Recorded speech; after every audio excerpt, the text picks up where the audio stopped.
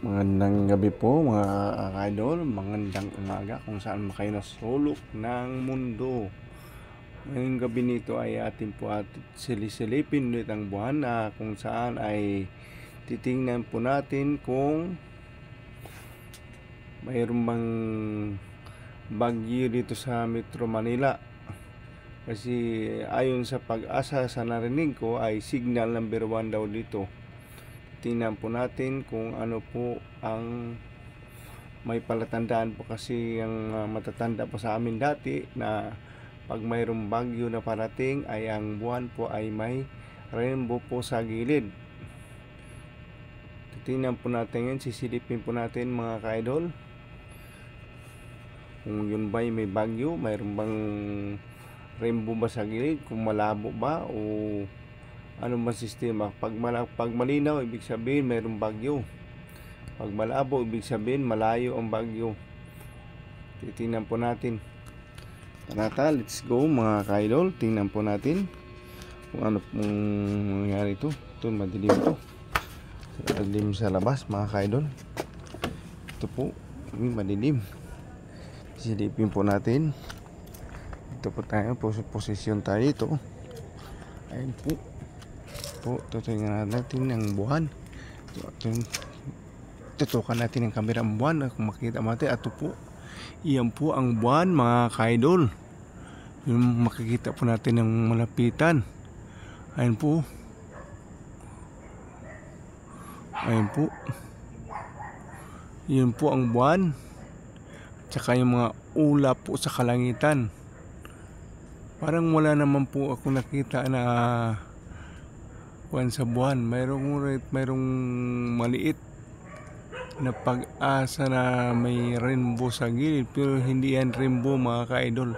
Yung rainbow po na sinasabi ng matatanda sa amin, yung may paikot sa buwan, paikot, ngunit ay yan po ay hindi naman po. Yun ba'y palatandaan na mahina naman po ang tatama dito sa Metro Manila? Yun pa'y sinasabi signal number 1. Baka yan po mga ka-idol, kasi may ulap, hindi tayo sigurado kung yun pa'y rainbow yan, pero hindi sa palagi ko, hindi po yan rainbow mga ka-idol.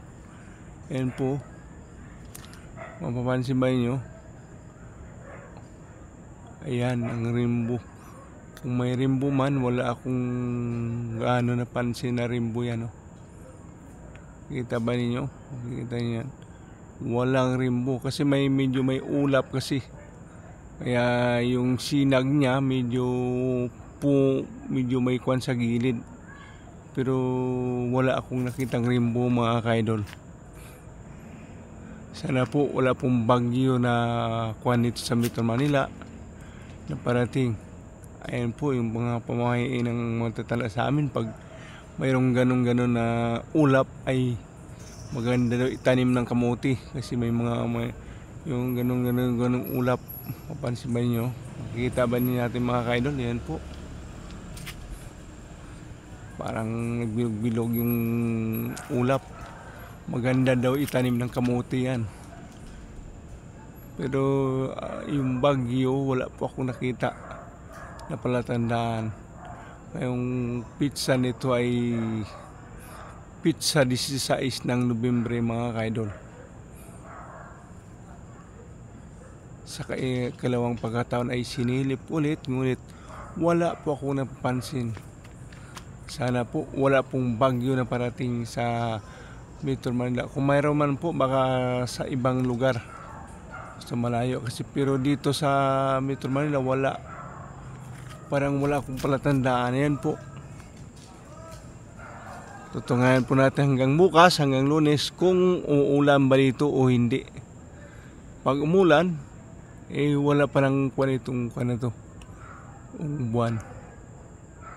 Kasi pa yun po ang palatandaan ng mga matatanda sa amin.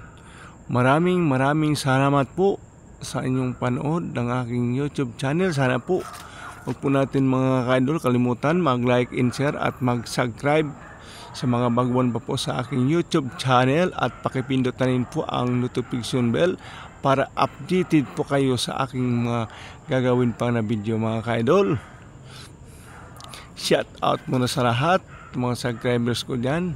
Ipit Sampaga mga ka-idol, kung sino pa ba yan. Hindi ko kayo malala lahat. Ayan po. Medyo pa bago ang kulay ng buwan. Maraming salamat po at God bless po sa ating lahat mga ka-idol.